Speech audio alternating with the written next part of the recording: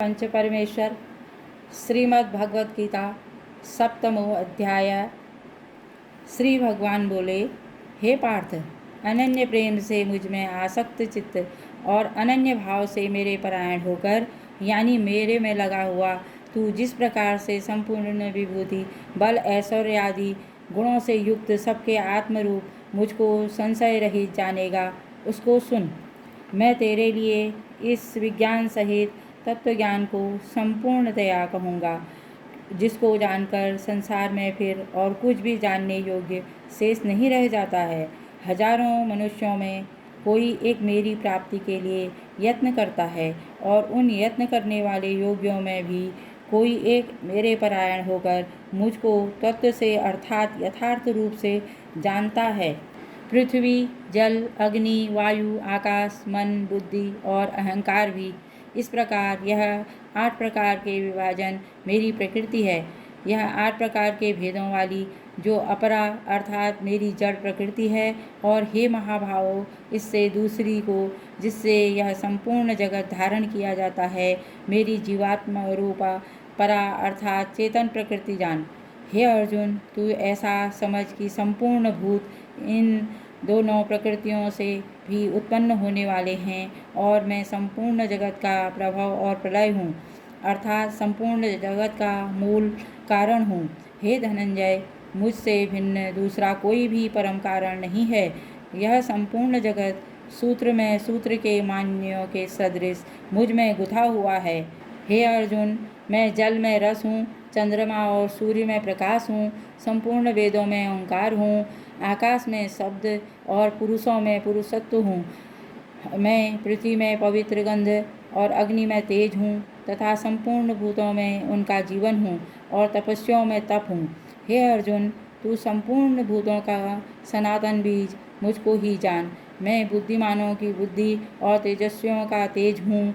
हे भरत श्रेष्ठ, मैं बलवानों का आस्तिक और कामनाओं से रहित बल अर्थात सामर्थ्य हूँ, और सब भूतों के मैं धर्म के अनुकूल अर्थात शास्त्र के अनुकूल काम करता हूँ। और भी जो सत्वगुण से उत्पन्न होने वाले भाव हैं, और जो रजोगुण से और तमोगुण से होने वाले भाव हैं, उन सबको तू मुझसे ही होने वाले हैं ऐसा जान, परंतु वास्तव में उनमें मैं और वे मुझ में नहीं हैं।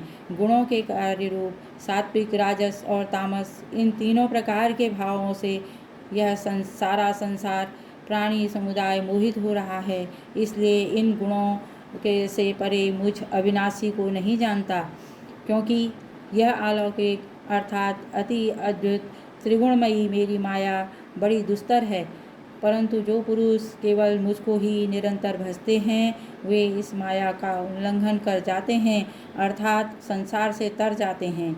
माया के द्वारा जिनका ज्ञान हरा जा चुका है, ऐसे आसुर स्वभाव को धारण किए हुए मनुष्य में नीच दूषित कर्म करने वाले मूढ़ लोग मुझको नहीं भजते।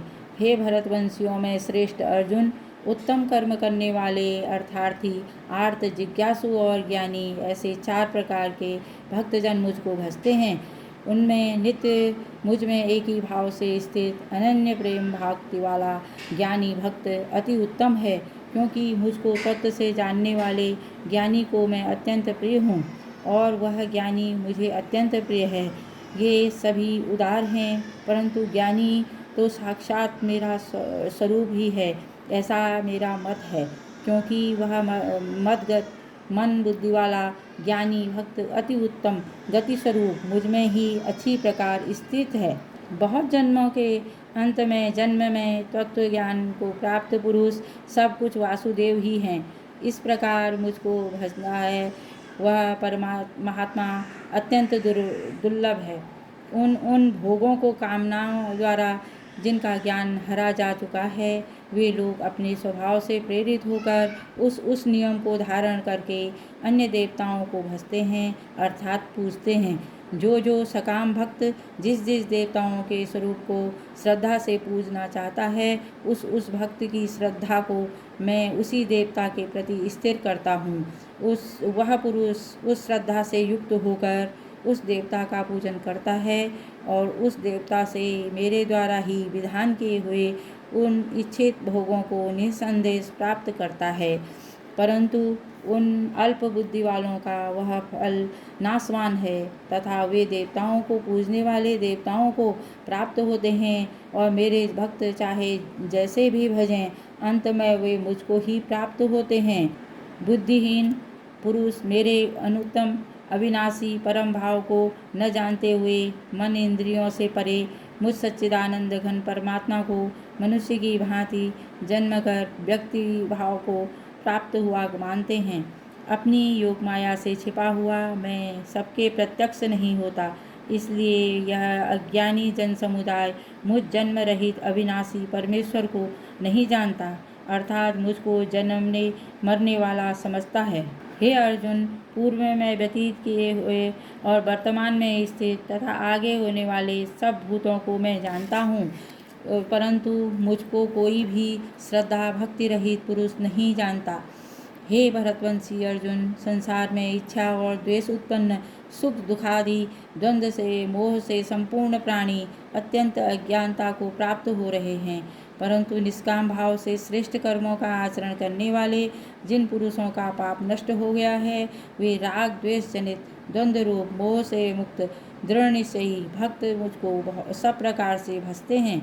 जो मेरे शरण होकर जरा और मरण से छूटने के लिए यत्न करते हैं, वे पुरुष उस पर ब्रह्म को, संपूर्ण आध्यात्म को, संपूर्ण कर्म को जानते हैं।